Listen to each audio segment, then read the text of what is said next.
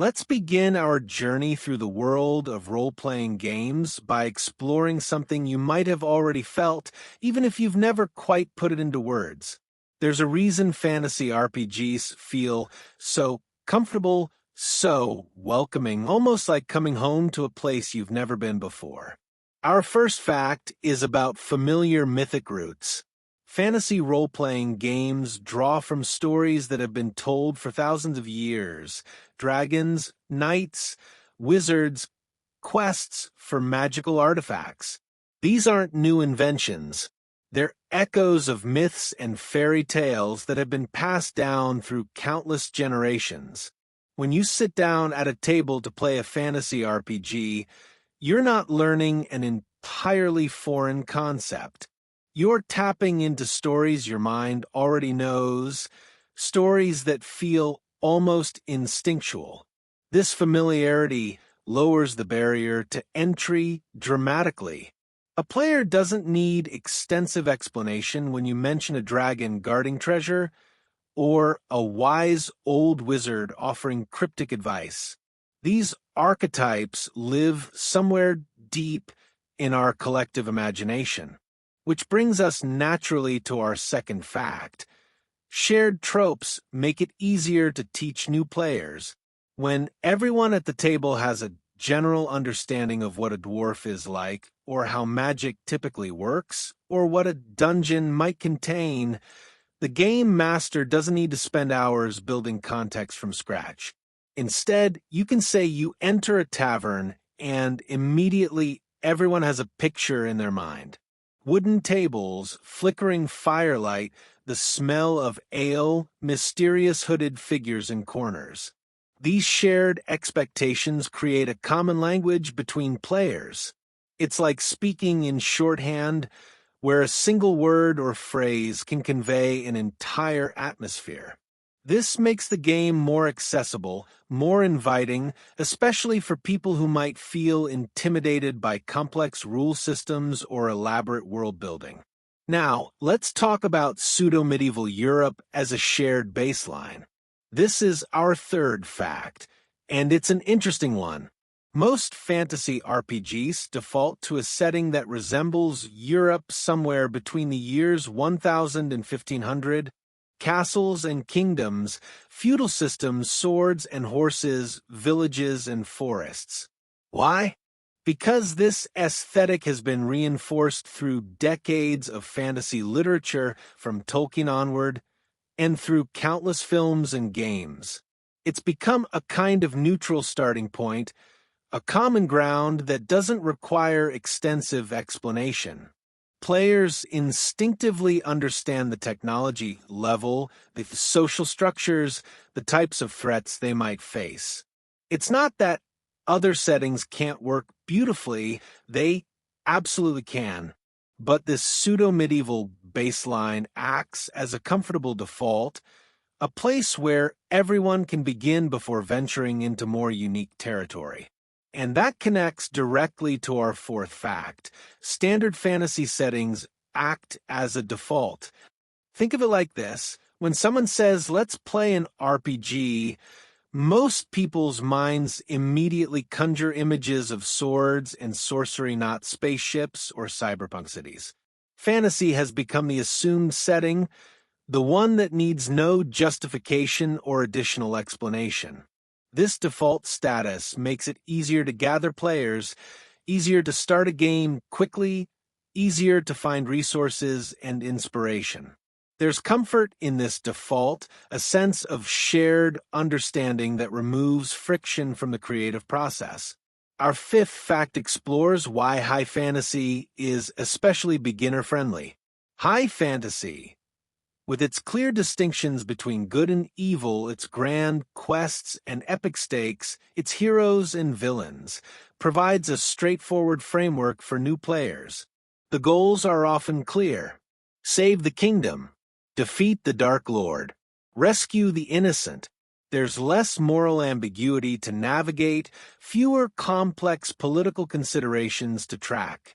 New players can focus on learning the mechanics, understanding their characters' abilities, and enjoying the collaborative storytelling without getting lost in intricate webs of intrigue.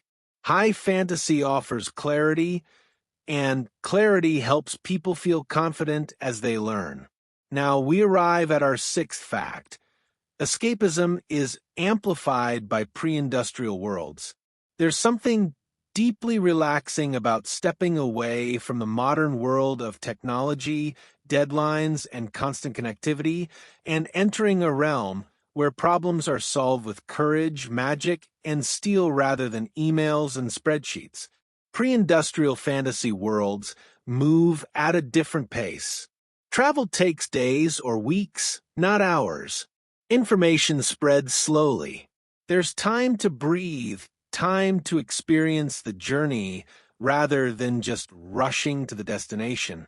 This slower rhythm amplifies the escapist quality of the game. It's not just that you're pretending to be someone else, you're living in a fundamentally different kind of world, one where different things matter. Our seventh fact addresses something fascinating. Fantasy supports multiple levels of realism. Some tables want to track rations and calculate travel times and consider the economic implications of finding a dragon's hoard. Other tables want to hand-wave those details and focus purely on dramatic moments and character interactions. Fantasy accommodates both approaches beautifully. The genre is flexible enough to support gritty, grounded adventures where every wound matters and survival is uncertain, or soaring epic tales where heroes perform impossible feats and reality bends to narrative drama. The game master and players can calibrate this together, finding the level of realism that makes the game most enjoyable for their specific group. Which leads us to our eighth fact. Fantasy tolerates rule of cool over realism. In a fantasy setting, you can justify almost anything with magic or divine intervention or ancient mysterious forces. Want your character to swing from a chandelier while dual-wielding flaming swords?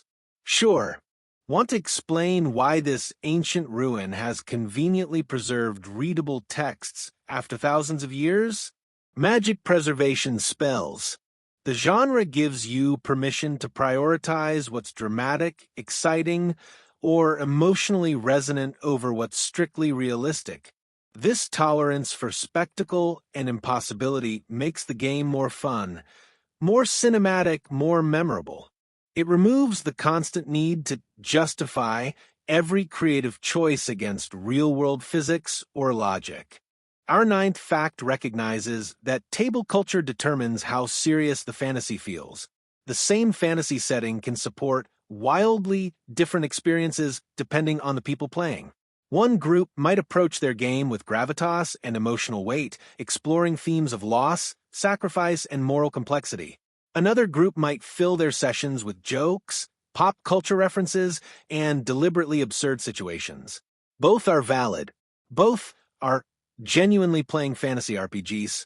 The setting provides a canvas, but the players and game master determine the tone through their choices, their humor, their investment.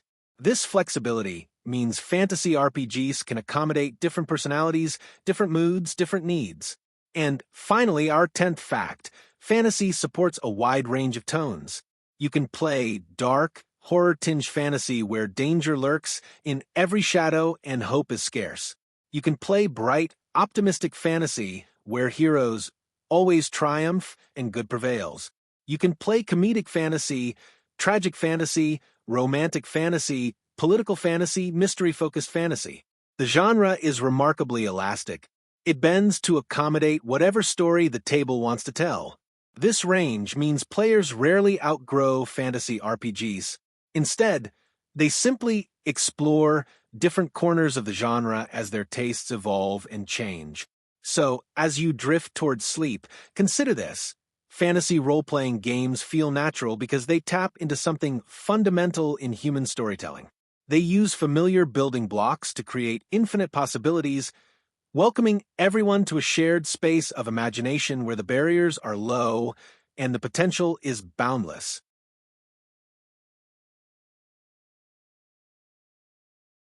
Segment 2, Worlds Built for Play. Welcome back to our exploration of role-playing games.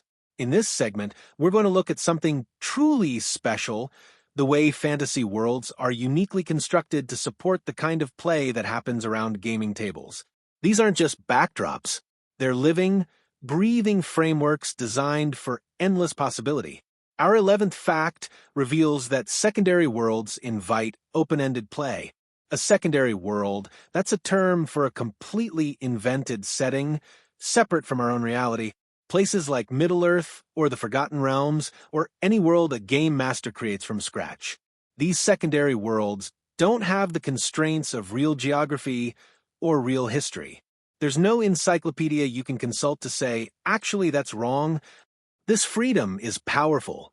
It means players can explore in any direction without bumping into the hard boundaries of established fact. Want to see what's beyond that mountain range? The answer isn't predetermined by reality. It's whatever makes for the best story, the most interesting discovery. Secondary worlds are spaces of pure potential, where every horizon promises something new, because nothing is definitively settled until it's experienced at the table. Now, our 12th fact, persistent worlds invite collaborative world building. When a fantasy setting continues across multiple sessions, multiple campaigns, or even multiple game systems, something wonderful happens.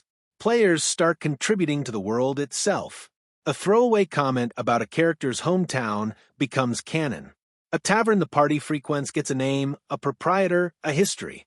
Non-player characters the game master invented for a single scene become beloved fixtures. Over time, the world becomes a collaboration built by everyone who's played in it. This persistence creates investment. Players care more deeply about a world they've helped shape, a world that remembers their actions and reflects their choices. The setting transforms from something the game master presents to something everyone owns together. Our 13th fact explores how world-building depth enhances verisimilitude. Verisimilitude, that's the quality of seeming real, of being believable within the context of the world's own rules. When a fantasy setting has depth, when there are historical events that shaped current politics, when religions have theological disagreements, when trade routes determine which goods are available in different cities, the world starts to feel lived in. It develops texture and weight. This depth doesn't mean the game master needs to explain every detail. In fact, most of this background information stays invisible, existing only in notes or in the game master's mind. But its presence is felt. When a world has depth, player decisions have context.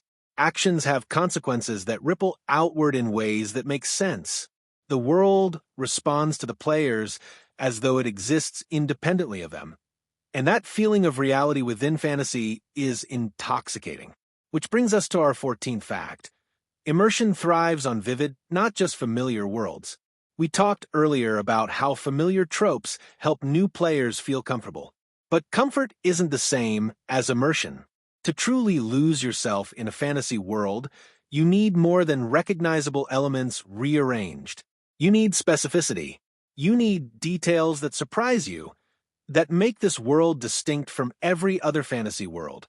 Maybe magic smells like copper and tastes like static electricity in this setting. Maybe elves aren't graceful and wise. Maybe they're alien and unsettling. Maybe the dragons speak only in questions. These vivid, unexpected details create texture. They engage the imagination more actively than familiar tropes alone ever could. A world becomes memorable not because it's comfortable, but because it's specific, because it has personality and peculiarity that set it apart. Our 15th fact celebrates sensory-rich fantasy landscapes and how they heighten emotional engagement. The best game masters don't just describe what characters see. They describe what they hear, the distant howl of wind through mountain passes, the rhythmic clang of hammers in a dwarven forge, the unsettling silence of a cursed forest where even birds refuse to sing. They describe smells, with smoke and roasting meat in a village, the coppery scent of blood after battle, the sweet rot of a swamp. They describe textures and temperatures, the rough stone of dungeon walls, the biting cold of a winter journey, the oppressive heat of a dragon's lair. When multiple senses are engaged, the world becomes more real in the mind. Emotional responses deepen. Fear feels more immediate, wonder more profound, triumph more visceral. Sensory details transform description from information into experience. Now we arrive at our 16th fact: fantasy calendars and holidays anchor time. Many fantasy worlds develop their own systems for marking time, different month names, different seasonal celebrations, religious festivals, historical anniversaries. These calendars do something important. They make time feel different in the fantasy world. They give rhythm to the passage of days and weeks. When the party arrives in a city during the Festival of Lights, or when they must reach their destination before the longest night, time becomes part of the story rather than just a mechanical abstraction. Holidays create natural gathering points for adventure, moments when the world is different than usual, when opportunities arise or dangers emerge. They also provide cultural texture, showing what matters to the people of this world, what they celebrate and what they fear. Our 17th fact notes that fantasy mapping practices echo cartographic traditions. Look at maps from fantasy novels or role-playing game supplements, and you'll notice something interesting. They often resemble historical maps from our own world, hand-drawn coastlines, decorative compass roses, sea monsters in the unexplored regions, mountains drawn as tiny peaks in a chain. This isn't just aesthetic nostalgia. These cartographic traditions serve a purpose in gaming. They make maps feel like artifacts from within the world rather than purely functional tools from outside it. They invite exploration by suggesting the map itself is imperfect, incomplete, drawn by someone who might have gotten details wrong. They create a sense that the world extends beyond what's depicted, that there are always blank spaces to fill in. The style of fantasy maps reinforces the feeling that this is a world to be discovered, not just a game board to be analyzed. Our 18th fact connects fantasy travel to storytelling scale. In fantasy RPGs, travel takes time, and that time matters. The journey from one location to another isn't usually instantiated, it's played through, or at least acknowledged. Characters might face encounters on the road, make discoveries of conversations, run low on supplies, deal with weather. This approach links the scale of the story to the scale of the map. When reaching a distant city requires weeks of travel, that city feels genuinely distant. The world feels large. This creates pacing in the narrative, moments of calm between dramatic events, opportunities for character development during long nights around campfires. Fantasy travel reminds players that they're moving through a world with geography and distance, not just teleporting between points of interest. Our 19th fact reveals that fantasy timescales enable generational storytelling. Some campaigns span years of in-game time. Characters age, retire, have children. Those children might become the next generation of adventurers, inheriting both the triumphs and the unfinished business of their predecessors. In fantasy settings, where human lifespans can be augmented by magic and where some species live for centuries, these generational stories become possible. A dragon defeated by heroes might have offspring seeking revenge decades later. A kingdom saved might fall into corruption within a generation. Generational play creates a profound sense of consequences, of history in motion, of stories that ripple forward through time. It transforms individual sessions into chapters of something larger, an ongoing saga where today's choices shape tomorrow's challenges. And finally, our 20th fact: technology as magic bridges genres. Fantasy settings often incorporate elements that would typically belong to science fiction or other genres, but present them through a magical lens. Ancient civilizations with advanced crystal technology, airships powered by elemental forces, magical constructs that function like robots, communication devices that work through enchantment rather than electronics. This approach allows fantasy to explore concepts from other genres while maintaining its distinctive flavor and aesthetic. It expands the possibilities available at the table without breaking the fantasy atmosphere.